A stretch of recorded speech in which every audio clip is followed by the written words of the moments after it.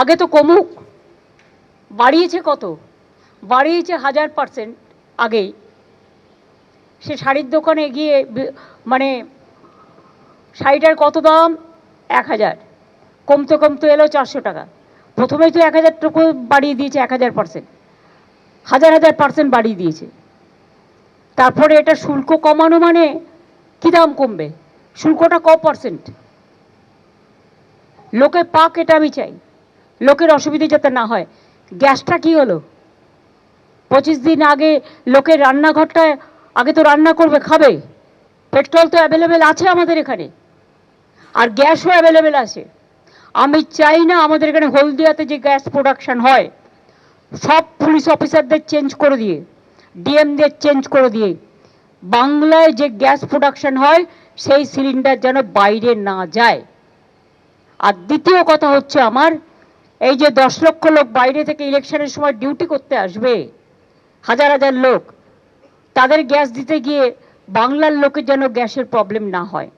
কেরোসিনটা আমরা বাড়িয়েছি কিছুটা, এবং এই কেরোসিনটা রেশনের মাধ্যমে মানুষ পাবে, তাতে যারা স্টোভে রান্না করে কিছুটা সুযোগ হবে।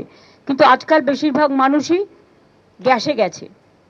কোনো পেট্রোলিয়াম প্রোডাক্টের সংকট নেই দেশে, এখনো 60 দিনের পেট্রোলিয়াম প্রোডাক্ট মজুদ আছে। কিন্তু তৃণমূল কংগ্রেস চাইছে যে একটা গুজব ছড়িয়ে মানুষের মধ্যে আতঙ্ক তৈরি করা, কিন্তু সেই আতঙ্ক ওরা ব্যর্থ হবে। ইতিমধ্যে কেন্দ্রীয় সরকার যে সাহসিক পদক্ষেপ নিয়েছে, ঐতিহাসিক পদক্ষেপ নিয়েছে, এই যুদ্ধের পরিস্থিতিতেও অতিরিক্ত এক্সেস ডিউটি, আবগারি করকে কেটে দিয়ে তেলের দাম 10 টাকা কমিয়ে দিয়েছে। তেলের দাম বাড়লেও তৃণমূলের যন্ত্রণা, তেলের দাম বাড়লেও তৃণমূল চিৎকার করে। অদ্ভুতভাবে এবার তেলের দাম কমলো, মানুষের সুরা হলো, তাতেও তৃণমূল চিৎকার করছে। কেন তেলের দাম কমলো? অদ্ভুত অবস্থা। জনগণের লাভ হয়েছে, তাতে তৃণমূলের ক্ষতি হয়েছে। পশ্চিম এশিয়ায় যুদ্ধ, পেট্রোপণ্যের দামে লাগাম টানতে অন্তঃশুল্ক কমালো কেন্দ্র। আন্তর্জাতিক তেল বাজারে অনিশ্চয়তার দরুন চাপ বাড়ছিল সাধারণ মানুষের উপর। পেট্রোলের লিটার প্রতি অন্তঃশুল্ক 13 টাকা থেকে কমিয়ে 3 টাকা করল কেন্দ্র। ডিজেলের উপর থেকে তুলে দেওয়া হলো অন্তঃশুল্ক। আগে প্রতি লিটার ডিজেলের উপর চাপানো হয়েছিল 10 টাকা শুল্ক। যদিও আপাতত খুচরো বাজারে পেট্রোল ডিজেলের দামে কোনো পরিবর্তন হচ্ছে না, শুল্ক কমে যাওয়ায় স্বস্তিতে তেল সংস্থাগুলি, যারা পশ্চিম এশিয়ায় যুদ্ধের ফলে প্রতিদিন বিপুল লোকসানে চলছিল। বিমানের জ্বালানির উপরও অন্তঃশুল্ক কমানোর সিদ্ধান্ত কেন্দ্রের। অ্যাভিয়েশন টারবাইন ফুয়েলের উপর অন্তঃশুল্ক কমানোর সিদ্ধান্ত কেন্দ্রের। প্রতি লিটারে 50 টাকা অন্তঃশুল্ক কমে হলো 29 টাকা 50 পয়সা। জ্বালানির দাম বাড়ায় যাতে বিমানের টিকিটের দাম না বাড়ে, সেদিকে তাকিয়ে পদক্ষেপ কেন্দ্রের। जिससे भारत में अवेलेबिलिटी का भरपूर अवेलेबिलिटी रहेंगे, लोगों को कमी महसूस नहीं होने देगी। कल रामनवमी के दिन माननीय प्रधानमंत्री जी ने इमरजेंसी में एक मीटिंग बुलाई और इस विषयों के ऊपर चर्चा गोष्ठी करके तुरंत निर्णय किए, और इसके जितने भी करना है काम वो सब कल रात को ही हमारे मंत्रालय भी और पेट्रोलियम मंत्रालय भी बैठकर काम करके आज इस निर्णय हमने घोषणा कर।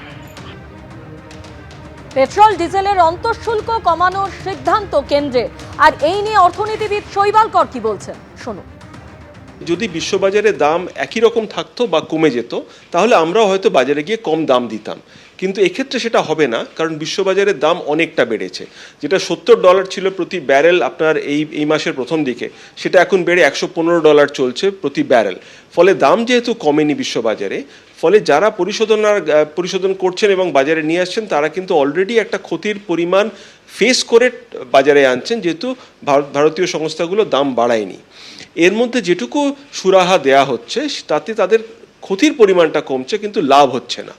ফলে মানে বিশ্ববাজারে যে দাম যদি এরকম চড়া থাকে, তাহলে ভারতে দাম বাড়তে পারতো, সেটার উপর একটা প্রলেপ পড়ছে বা কুশন দেয়া হচ্ছে। যদি দুদিন যুদ্ধবিরতি থাকে, যুদ্ধ যদি সত্যি বন্ধ হওয়ার মতো অবস্থায় আসে সমস্ত সবার সদিচ্ছায়, তাহলে কিন্তু বিশ্ববাজারের দাম এটা এক্ষুনি আবার $70 প্রতি ব্যারেল হয়ে যাবে এবং দাম কমে যাওয়ার সুবিধাটুকু বা সুফলটুকু আমরা পাবো। যে প্রফিটের একটা পোর্শন এই তেল বিক্রয়কারী সংস্থাগুলো ফোরগো করছে, আর একটা হচ্ছে সরকারের যে নিজস্ব রেভিনিউ তেল বিক্রি থেকে সেটা খানিকটা ফোরগো করছে।